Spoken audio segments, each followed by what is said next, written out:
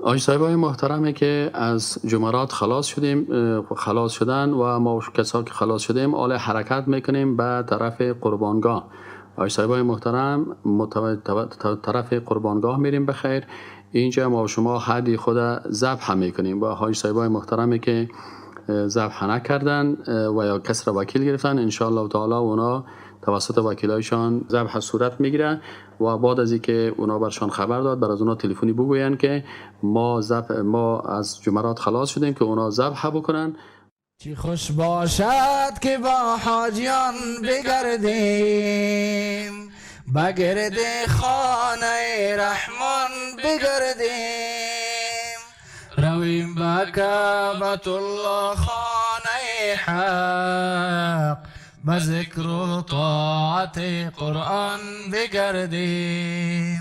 چه خوش باشد طواف کنان به کعبه، چشم گریان دل نالان بگردیم، لبیک گویم کنیم حق را ستایش، اخوت داشته با یک جان بگردیم.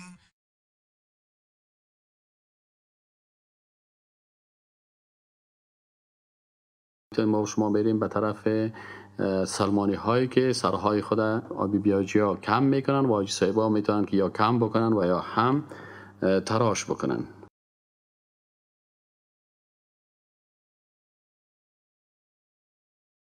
آجی صاحبای محترم، بعد از که سرهایتان تراش کردین و از این چیزا خلاص شدین، آجی صاحبای محترم حرکت میکنیم و میریم به طرف مسجد الحرام. بعد از این انشاءالله تعالی امروز روز اول عید، بعد از حلق که سرای خدا حلق یا قصر کردیم، آل بخیر آجی صاحبا حرکت میکنن به طرف مسجد الحرام و در اونجا انشاءالله تعالی ما و شما طواف فرضی خدا امروز انجام میدیم.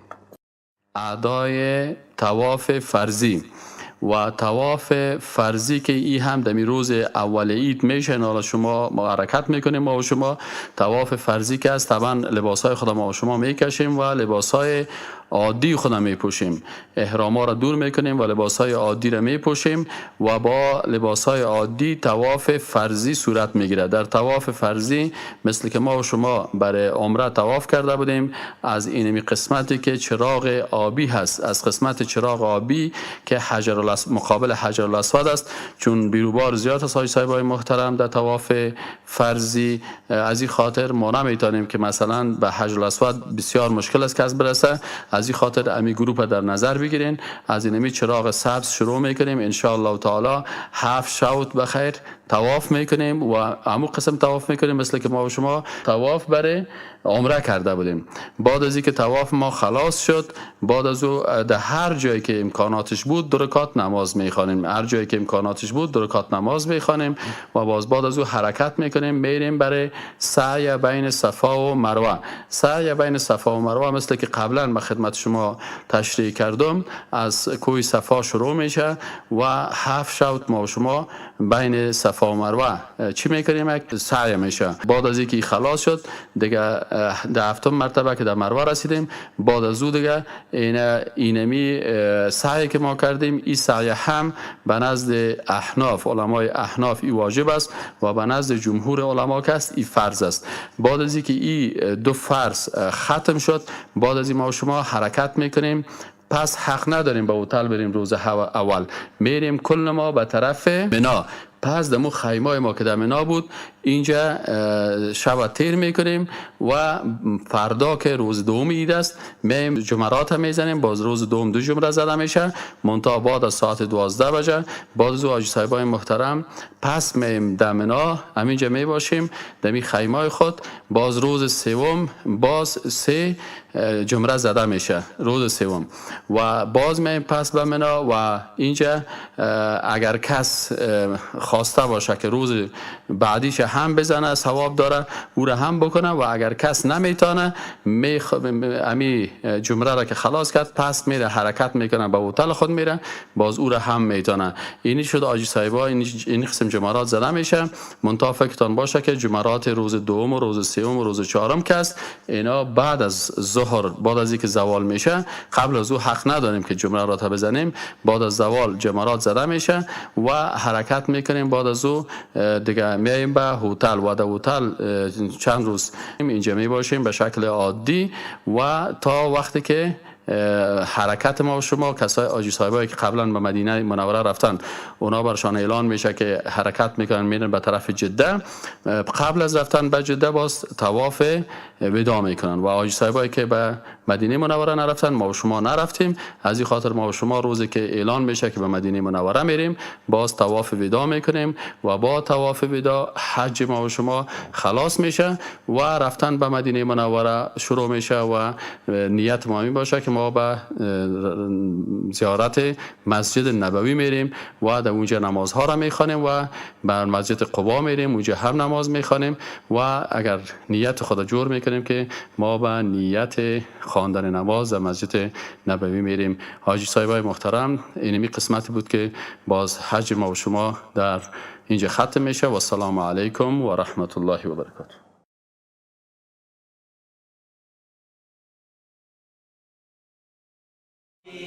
بر در و دیوارها آیت توحید بینم بر در و دیوارها آسمانها کهکشانها ثابت و سیارها آسمانها کهکشانها ثابت و سیارها آیت توحید بینم بر در و دیوارها آیت توحید بینم بر در و دیوارها الله الله الله الله.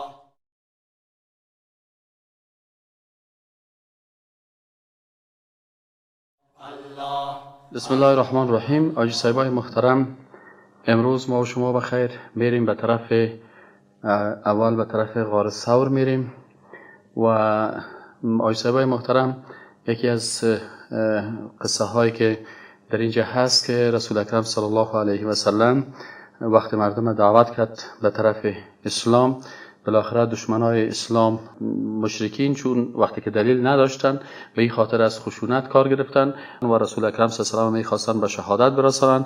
رسول اکرم صلی الله علیه و سلم با همراهی بهترین دوستش که فکر کرد که آله که برای ما حمله میشه بهترین دوست و کسی که میتونه همراه ازی باشه تا مدینه منوره بالاخره ابوبکر صدیق بهترین دوستش بودی اختیار کرد و رفتن به غار ثور و در غار ثور اینجا رسول اکرم صلی الله علیه و سلم به همراه ابوبکر صدیق در غار ماندن و بالاخره باز در روز بعد از او وقتی که فرصت پیدا کردن مشرکین کم راهشان دیگر طرف میرفتن اینا رو جستجو میکردن و رسول اکرم صلی الله علیه و سلم به شکل از اشکال از غار ثور رفتن بالاخره به طرف مدینه منوره. حاجی صاحبای محترم متوجه باشین که یکی از مشکلاتی که وجود داره این است که امروز وقتی که ما و شما به اینجا میریم این صرف به خاطر از این است که ما و شما بعضی از اماکن میبینیم و از درس‌های تاریخی از استفاده میکنیم لکن رفتن به غار ثور و بودن در غار ثور این کدام عبادت خاص نداره.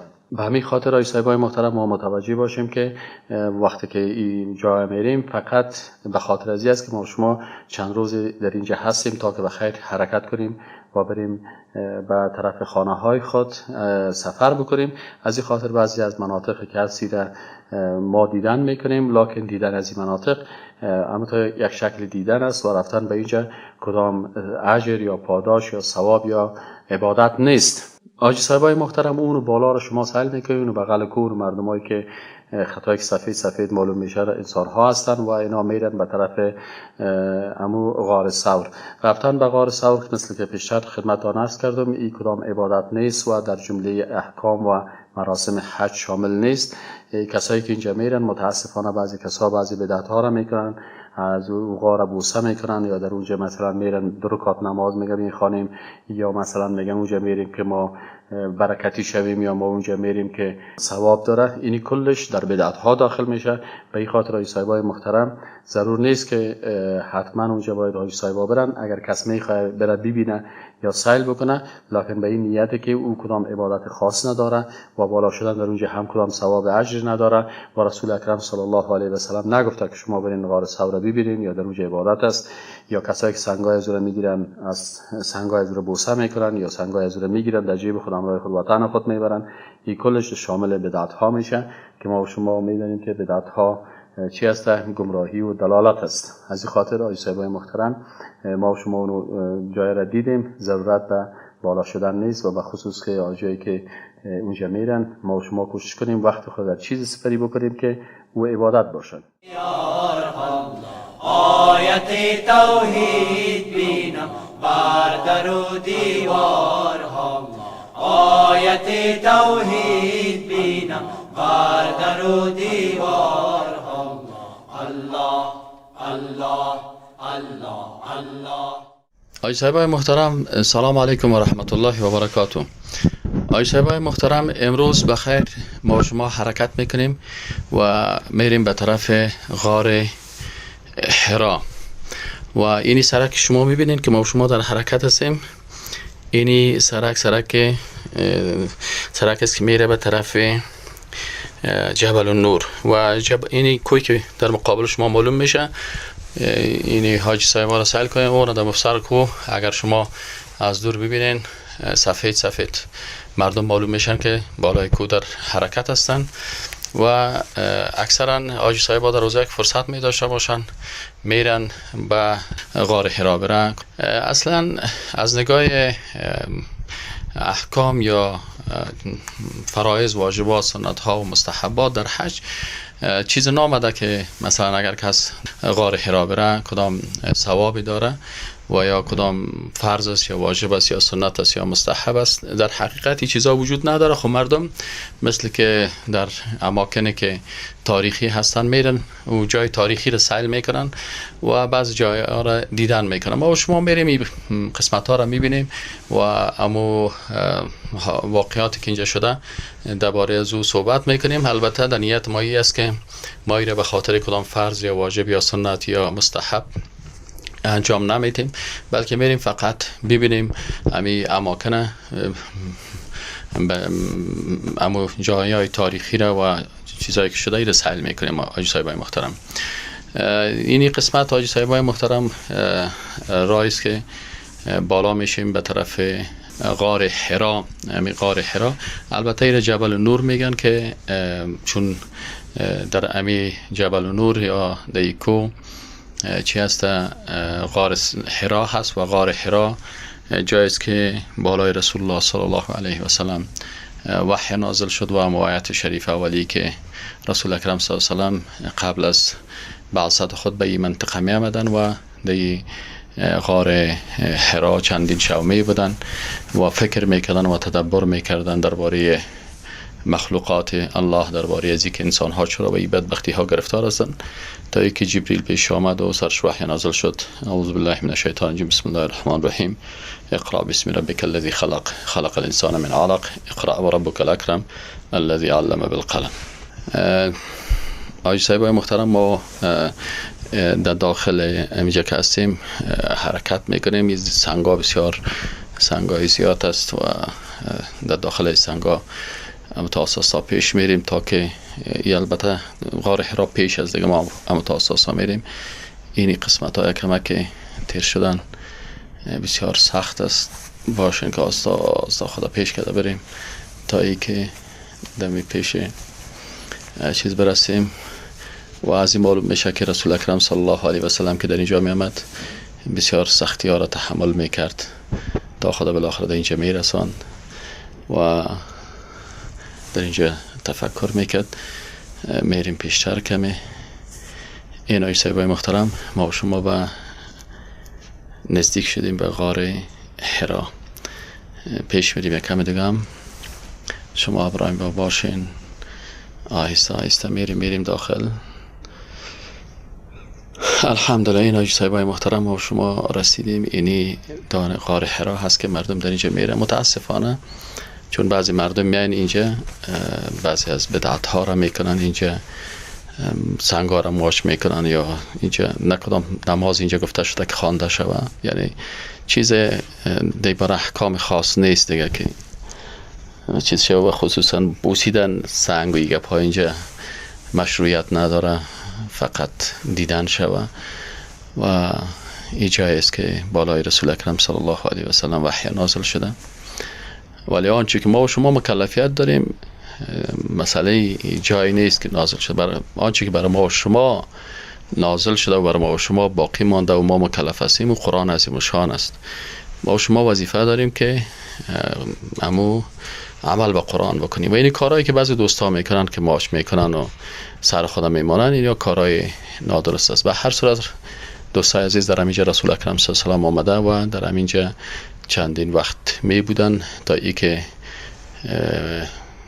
امین آسمان که جبریل امین علیه السلام است میان و در اینجا بالای رسول اکرم صلی الله علیه و سلم وحی نازل میشه و برش میگه که اقرا بخوان و رسول اکرم صلی الله علیه و سلم میگه من خوانده نمیتونم. جبریل به اساس حکم الله میگه، چون الله وقتی که یک کس رو بخواد که عالم جهان بسازه نیاز به مکتب و مدرسه و پانتون نداره، پس معلمی مثل جبریل برش روان میکنه و کتاب روان میکنه، وحی نازل میکنه و به این شکل او یک عالم بزرگ میشه. پس جبریل علیه السلام به اساس حکم الله برش میگفت که بخوان، چون الله ما فوق اسباب است و حتی یک انسانی که هیچ تعلیم نکرده باشه او را عالم بزرگ میسازه. و رسول اکرم صلی الله علیه و سلم به اصحاب دنیایی میگفت که ما خوانده نمیتونم. به هر صورت بالاخره برش گفت که اقرا بسم ربک الذی خلق. چند مرتبه در آغوش خود خوب فشار داد و گفت که بخوان به نام پروردگارت که تو را خلق کرده. و همینجا هست که رسول اکرم صلی الله علیه و سلم شروع به قرائت میکنه و اینمی قسم است که بالاخره با نزول وحی از امیر روز رسول اکرم صلی الله علیه و سلم من حیث معلم بشریت برای بشریت معرفی میشه. و الحمدلله تا امروز ما تمام ما شاگردای رسول اکرم صلی الله علیه و سلم هستیم. دوستان عزیز پس حرکت میکنیم میریم به طرف پایان و امی سفر ما به این منطقه ختم شد. چی خوش باشد که با حاجیان بگردیم، بگرد خانه رحمان بگردیم، رویم به کعبة الله خانه حق، به ذکر و طاعت قرآن بگردیم. چه خوش باشد طواف کنان به کعبه، چشم گیریم. آقای صاحبای محترم، حال فعلا محترم ما و شما در حرکت است به طرف سایه عرفات. ما و شما میریم به طرف سایه عرفات و این ساحر هم به شکل مجموعی کل ما و شما میریم دیدن میکنیم تا که حاج صاحبای محترم اینجا را بلد شوند و بعضی احکام را براتون میگیم و بعضی از اشتباهاتی که در اینجا میشه ایره هم خدمت شما عرض میکنیم. جاهایی که البته در ساحه عرفات است و در دیگر جاها که براتون نشان داده میشه یا خود ما و شما میریم و یا از طریق ویدیوها خدمت شما تقدیم میشه که معلومات خوبی داشته باشین، خصوصا در مورد بدعت هایی که متاسفانه در حج صورت میگیرد. به این خاطر حاجی صاحبای محترم مطلع باشن تا که خدای ناخواسته به یکی از این بدعت ها مبتلا نشن. واریم پاک خدایا داستا ډیر شکر گزاریم پاک خدایا، داستا ډیر شکر گزاریم پاک خدایا، که غریبی ما که خواریم پاک خدایا، داستا ډیر شکر گزاریم پاک خدایا، داستا ډیر شکر گزاریم پاک خدایا. یم خوشحال چې د پیدا از مسلمان یم، امتی د پاک نبی آخر زمان یم، امتی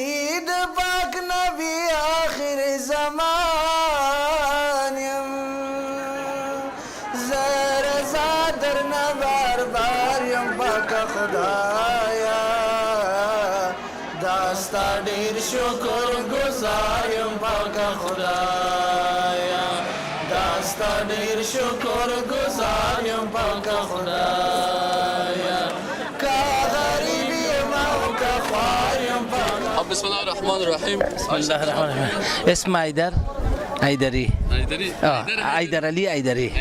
آجی اینجا کجاست؟ اینجا جبل رحمت است. جبل رحمت است. خب برای ذکر رحمت خداوند اینجا نازل میشه. در روز عرفات باید ما شما هر چی مناجات دعا بگینمان اینجا بکنیم. اینجا بکنیم بسیار. وایسا شما خدمت بگید. محمد یونس اسمتی. از کجا هستید؟ عبدالله من افشار دالم. خب از افغانستان هستید؟ بله. بسیار خوب. وایسا ببین چی میگن؟ جبل رحمت سایه عرفات. سایه عرفات. سایه عرفات. دوباره خداوند متعال جل جلاله. بیا تو پیش بریم ببینیم که دیگه چه گپ هست. آقای صاحب شما نامتون چی هستن؟ سید توکل شد. از افغانستان. از افغانستان از ولایت این جبل رحمت است. سایه عرفات. سایه عرفات است. تشکر.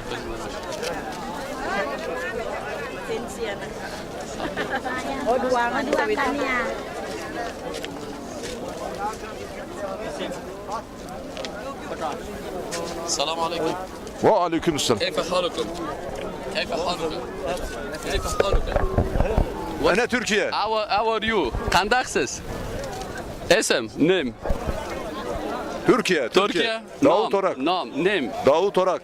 داوود ترك. داوود أهلا ترك. وسهلا. هنا جبل الرحمة. جبل الرحمة. جبل الرحمة ساي عرفات. أهلا الله وسهلا. رحمه. السلام عليكم. وعلیکم. क्या नाम है भाई साहब? عبدالله सर. अब्दुल्ला कहाँ के रहने वाले हो? पाकिस्तान. पाकिस्तान? जी. ये जगह क्या नाम है? रहमत जबल. जबल रहमत और ये साहा अरफत है। जी जी. आप क्यों यहाँ आए हैं? अभी तक तो हज शुरू नहीं हो गए। अभी जियारत करने जियारत करते हैं और देखते हैं मरासिम के लिए। बहुत अच्छे से। نعم. What's your name? كيف حالك؟ حياك الله. الحمد لله. اسمي اخوك بالله عاطف ابراهيم حسن بياتسي من فلسطين. فلسطين اهلا وسهلا. حياك الله. حياك الله. والله الحمد لله مشتاقين لاخواننا المسلمين في كل العالم ان شاء الله. حياك الله وجمعنا اين في هذا جبل المكان يا الرحمه. اخي؟ شنو اسم هذا المكان؟ هذا مسجد جبل الرحمه. جبل الرحمة. اي نعم. وهذه منطقة هاي عرفات. منطقه عرفات. عرفات. منطقه ليش عرفات. يسمونها هذا بجبل الرحمة؟ والله تعالى اعلم انه هنا الرسول صلى الله عليه وسلم كانت حجه الوداع.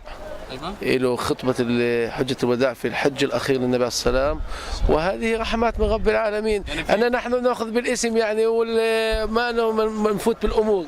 نعم يعني ان شاء الله اي حاجه ياتي هنا ويسال الله سبحانه وتعالى يسال عليه رحمه ان شاء الله. في كل مكان وفي كل مكان اينما كنتم تسالوا الله. الله سبحانه وتعالى يقول يسالوني الله قريب منا وين ما كنا. الحمد لله. حياكم الله. حياكم الله. اهلا وسهلا. من وين حضرتكم؟ افغانستان. افغانستان. حياكم الله. ان شاء الله نصل من عندكم. كيف حالك؟ How are you؟ ما اسمك اخي؟ اسم نيم.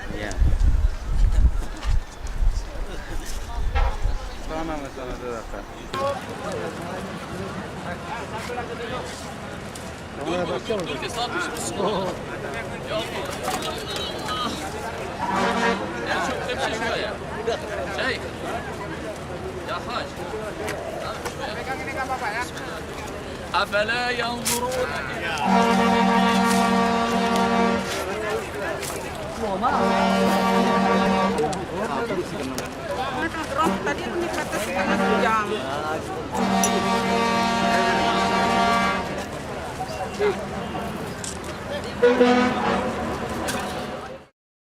چی خوش باشد که با حاجیان بگردیم بگرد خانه رحمان بگردیم رویم به کعبة الله خانه حق به ذکر و طاعت قرآن بگردیم چه خوش باشد طواف کنان به کعبه چشم گریان دل نالان بگردیم لبیک گویم کنیم حق را ستایش اخوت داشته با یک جان بگردیم چی خوش باشد که با حاجیان بگردیم بگرد خانه رحمان بگردیم رویم بکعبه. بسم الله الرحمن الرحیم. حاجی از مالزی هستم. کل مالزیا؟ مالزیا؟ کمر مالزیا؟ حاجیات مالزیا؟ باشه.